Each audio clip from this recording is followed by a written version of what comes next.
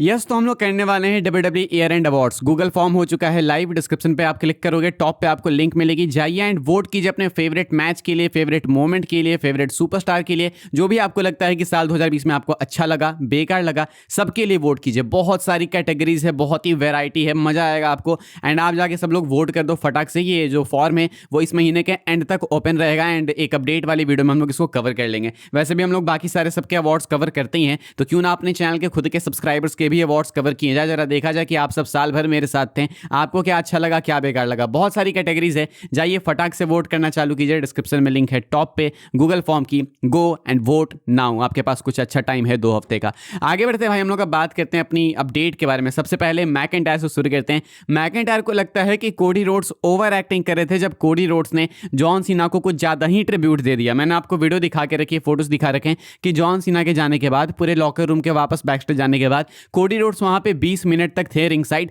And वो जूते को घूर रहे थे। जॉन सीना जिस जूते को छोड़ के गए थे रिंग में, कोडी रोड्स उसको देख रहे थे, इमोशनल हो रहे थे। कोडी रोड्स वहां पे रो रहे थे, उसको सल्यूट कर रहे थे एंड फैंस ने इसको बहुत रिकॉर्ड किया, शेयर किया। मैकेंटायर को लगता है कि कोडी रोड्स ने ओवर एक्टिंग करी है अटेंशन के लिए। मैकेंटायर ट्वीट करते हैं, ट्वीट करके लिखते हैं, is there a camera rolling, ये okay just stay on me here. कहते हैं कि कोडी रोड्स कैमरा को देख के एक्ट कर रहा है, देखता है कि अच्छा कैमरा है क्या, अच्छा हाँ कैमरा है, ठीक है तो चलो एक्टिंग चालू करते हैं। बेसिकली इनका कहना है कि जॉन सीना के नाम पे फेम कमा रहा है, टेंशन ले रहा है कि लोग देखे कि देखो कोडी कितना इमोशनल है। मतलब देखो सोचने वाली बात तो कि कोडी को इतना क्या फर्क पड़ गया, लेकिन द थिंग इज कि लोग इमोशनल होते हैं। हमने भी देखा भाई, ऑलमोस्ट जान ही निकल गई भाई जॉन सीना रिटायर हो गए, तो कोडी तो वहां पे प्रेजेंट थे। तो हाँ ऑब्वियसली बात है कि मैकेंटायर ने कैरेक्टर में बोला, ऐसा कुछ मीन नहीं करते। मैकेंटायर मजे लेते हैं कोडी के, इनकी फ्यूड चल रही है। ऐसा नहीं है कि एक्चुअली में कोडी यहाँ पे एक्टिंग कर रहे थे, इतना कोई वो नहीं होता भाई। ये तो समझने वाली बात है कि हम लोग यहाँ पे इमोशनल हो रहे थे, तो एरेना में कोडी रोड्स क्यों नहीं इमोशनल होंगे। एंड कोडी तो जॉन सीना के साथ इतने सालों से काम करते आ रहे हैं, ऑब्वियसली होंगे। एंड जॉन सीना के बाद WWE के biggest baby face Cody Rhodes ही हैं, तो उनके ऊपर अब काफी दारोमदार भी है, तो उनका ये करना बनता भी है। उनको अच्छे से चीजों को देखना है, आगे क्या करना है सोचना है। WWE ने बाय द वे कोडी की ये वीडियो पोस्ट की, उस पर ऑलमोस्ट 80,000 लाइक्स हैं एंड ड्रू मैकेंटायर की इस ट्वीट पे ऑलरेडी 40,000 लाइक्स हैं। तो मैकेंटायर ने भाई कोडी को रोस्ट किया है, ऐसा कहा है कि कोडी रोड्स अटेंशन के लिए कर रहा है। क्या आप भी ऐसा ही मानते हैं? हाँ या फिर ना लिख के बताना, मुझे ऐसा नहीं लगता भाई। आई थिंक कि कोडी एक्चुअली में ऐसा फील कर रहे होंगे, कॉमन सेंस वाली बात है। आगे बढ़ते हम लोग बात करते हैं अगली स्टोरी के बारे में। जॉन सीना के टैप आउट करने के बाद बहुत ही क्रेजी आउटरेज हुआ, फैंस पागल हो गए। ट्रिपल एच को देख के गालियां चालू, baldy, fuck Triple H, fuck Hunter, पता नहीं क्या क्या, fuck Gunther, we want Vince, AEW सब चैंट करने लगे। बहुत क्रेजी आउटरेज हुआ। मतलब लास्ट टाइम इतना आउटरेज कब हुआ था याद नहीं, शायद रेसलमेनिया 40 के टाइम ही हुआ था, वो भी इतना ज्यादा नहीं हुआ था। मतलब लाइव फैंस की तरफ से, इंटरनेट पे काफी हुआ था लेकिन लाइव फैंस ने इतना ज्यादा भी नहीं किया था। अब ऐसे में मैं आपको बता दूं कि WWE ने ये एक्सपेक्ट ही नहीं किया था। मेल्टजर की अपडेट है, कहना है इवन दो दे यानी कि WWE मे से something different publicly, they were blind sided by that reaction to Gunther beating John Cena. The idea that we did it, knew it was gonna get heat, it's just the price we pay, like when they are all chanting at Triple H and he is going I thought it would be louder, that was a defence mechanism. I don't want to say there was no discussion of a reaction but I was told there was no discussion. Meltzer कहते हैं कि WWE वाले portray कर रहे हैं publicly कि उन्होंने तो एक्सपेक्ट किया था कि हाँ हीट आएगी, एंड वो खुद को दिखा रहे हैं कि हाँ हमें मालूम है कि बिजनेस ऐसे वर्क करता है, हमें मालूम था आप हेट दोगे लेकिन हमने फिर भी ये बुक किया। ये जो भी WWE वाले दिखा रहे हैं ये फालतू पना, इन्होंने कुछ भी ऐसा डिस्कस नहीं किया था। यानी कि ट्रिपल एच ने जो आके बोला कि हाँ मुझे तो पता था कि तुम ऐसे ही रिएक्ट करोगे लेकिन मैं एक्सपेक्ट कर रहा था कि तुम ज़्यादा लाउड होगे, ये सब झूठ है। ट्रिपल एच ने ऐसा कुछ एक्सपेक्ट नहीं किया था। इन लोगों को शायद ऐसा लगा था कि लोग डिसीजन पे आउटरेज क्रिएट नहीं करेंगे, वो खुश होंगे। मुझे लगता है आउटरेज क्रिएट नहीं होता अगर जॉन सीना सिर्फ सिंपल हार जाते, पास आउट करते हैं या पिन हो जाते तो, लेकिन जॉन सीना ने टैप आउट कर दिया इसीलिए आउटरेज क्रिएट हुआ, अदरवाइज और कोई रीजन है नहीं। तो WWE ने टैप आउट सोच के फिर भी ये नहीं सोचा कि आउटरेज होगा, तो ये तो स्टुपिडिटी ही है। तो पता नहीं इतने सारे लोग बैठे रहते हैं भाई मीटिंग में, फिर भी दिमाग नहीं चलता किसी का। सोचने वाली बात है। कहा जा रहा है कि बिहाइंड द सीन्स डिस्कशन ही नहीं हुई थी, किसी को लगा ही नहीं था कि आउटरेज होगा, शायद इसीलिए इन्होंने टैप आउट वाला डिसीजन ले लिया। आगे बढ़ते हम लोग बात करते हैं अगली स्टोरी के बारे में जो कि क्रिस जेरिको को लेकर। तो भाई क्रिस जेरिको के WWE सिचुएशन को लेकर अपडेट निकल के सामने आई है। अभी तक इस स्टोरी को हम लोग कवर करते आ रहे हैं, तो हमको मालूम है कि क्रिस जेरिको की डील इस महीने के एंड में एक्सपायर हो जाएगी एंड वो अगले साल स्टार्टिंग में WWE में आ सकते हैं। WWE ने उनको कॉन्ट्रैक्ट ऑफर किया है, WWE ने उनको एक रिटायरमेंट रन ऑफर किया है। WWE वाले चाहते हैं कि क्रिस जेरिको जो है वो कंपनी के अंदर आए। अब ऐसे में जेरिको की तरफ से क्या रिस्पॉन्स आया वो मैं आपको बताता हूं। जेरिको कहते हैं कि वो तुरंत रिटायर नहीं होना चाहते हैं, उन्हें लगता है कि वो अभी भी कुछ साल दे सकते हैं इन रिंग कॉम्पिटिशन में। उन्हें लगता है कि अभी भी वो WWE के अंदर आके compete कर सकते हैं कुछ साल तक। WWE वाले चाहते हैं कि जेरिको एक रिटायरमेंट टूर दे, एक रिटायरमेंट रन दे, लेकिन जेरिको को लगता है कि अभी रिटायर होना उनका सही नहीं है, अभी शायद वो कुछ और और साल दे सकते हैं। तो ऐसे इसका मतलब ये नहीं कि वो WWE में नहीं आएंगे, अब इनको एक सेम पेज पे आना होगा, म्यूचुअल टर्म्स पे आना होगा कि आखिर कितने लंबे टाइम तक जेरिको WWE की डील चाहते हैं एंड कैसे कैसे रन को वो चाहते हैं। WWE चाहती है कि वो 2026 में रिटायर हो जाएं, आके रिटायरमेंट रन दे,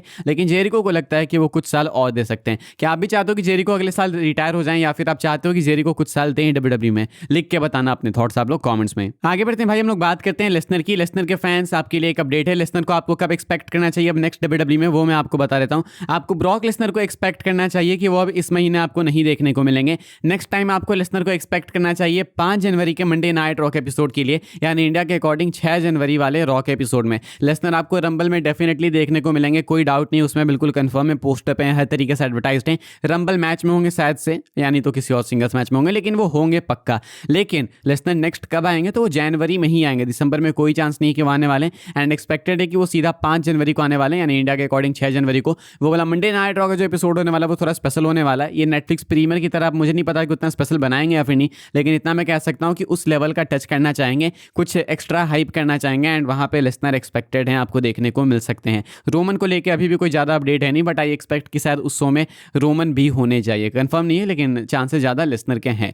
आगे बढ़ते हैं भाई, हम लोग बात करते हैं अपनी आखिरी स्टोरी के बारे में। एंड मैं आपको बताने जा रहा हूँ भाई फ्राइडे नाइट स्मैकडाउन के स्पॉयलर्स। आज WWE ने भाई टेप करा फ्राइडे नाइट स्मैकडाउन को, एंड ये जो टेप करा है स्मैकडाउन, ये अगला स्मैकडाउन नहीं होने वाला है। इस सैटरडे को जो आएगा वो लाइव ही आएगा। ये जो इन्होंने टेप करा है ना, वो 26 दिसंबर का टेप करा है। हाँ, सुनने में थोड़ा वियर्ड लगेगा कि अगला वाला लाइव एंड उसके अगला वाला अभी कैसे टेप कर लिया, तो अगले वाला कोई देखेगा ही नहीं। सही बात है, मतलब फिर भी मैं आपको बता देता हूँ क्या कुछ स्पॉइलर है। WWE वालों ने मंडे नाइट रॉ के बाद स्मैकडाउन की टेपिंग को स्टार्ट करा डैमियन प्रिस्ट के साथ में। प्रीस्ट आते हैं एंड एक प्रोमो कट करते हैं, लेकिन इन पर अटैक हो जाता है एलिस्टर ब्लैक का एंड ज़ेलिना वेगा का। इनकी फ्यूड चल रही है, तो Aleister Black and Zelina Vega Damian Priest के ऊपर अटैक करते हुए देखने को मिलेंगे। आपको कोडी रोड्स भी शो में अपीयर होते हुए देखने को मिलेंगे। बाय द वे मैं आपको बता देता हूँ, कोडी रोड्स अपीयर होते हुए देखने को मिलेंगे एंड कोडी रोड्स एड्रेस करेंगे ये ड्रू मैकइंटायर वाली सिचुएशन को मोस्ट लाइकली।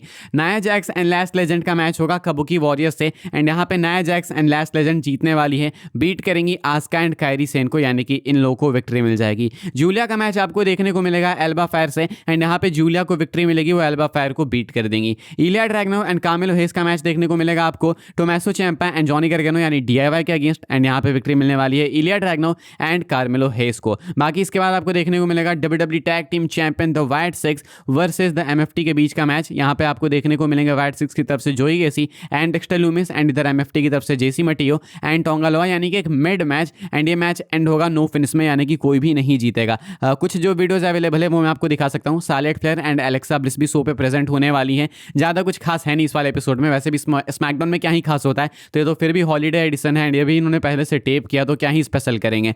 तो ये है भाई कुछ स्मैकडाउन की टेपिंग्स को लेकर अपडेट। अब समझना ध्यान से, आज रॉ लाइव आया, उसके बाद स्मैकडाउन इन्होंने टेप किया, ये 26 दिसंबर का स्मैकडाउन था। अगला स्मैकडाउन लाइव आएगा एंड उस स्मैकडाउन के बाद ये लोग टेप करेंगे अगले मंडे नाइट रॉ को, यानी कि बस अब एक शो अभी इधर लाइव आने वाला है जो कि अपना अगला स्मैकडाउन होगा, उसके बाद मंडे नाइट रॉ भी टेप्ड एंड उसके बाद स्मैकडाउन भी टेप्ड। तो ये कुछ है भाई फ्राइडे नाइट स्मैकडाउन के टेपिंग्स को लेकर अपडेट। एंड इस वीडियो के लिए बाकी सारी अपडेट्स यही सारी थी भाई। आई होप सबको इन्फॉर्मेशन मिली तो वीडियो को लाइक कीजिए, शेयर कीजिए, सब्सक्राइब कीजिए एंड जाइए भाई वोटिंग वगैरह चालू कर दीजिए। देखते हैं कि किसको आप लोग ज़्यादा वोट करते हो एंड देखते हैं कि एंड में कौन अवार्ड जीतता है। अपडेट वाली वीडियो में हम लोग कवर करेंगे इस साल के एंड होते होते। थैंक्स फॉर वॉचिंग, सब्सक्राइब कीजिएगा, मिलूंगा मैं आपसे अगली वीडियो में।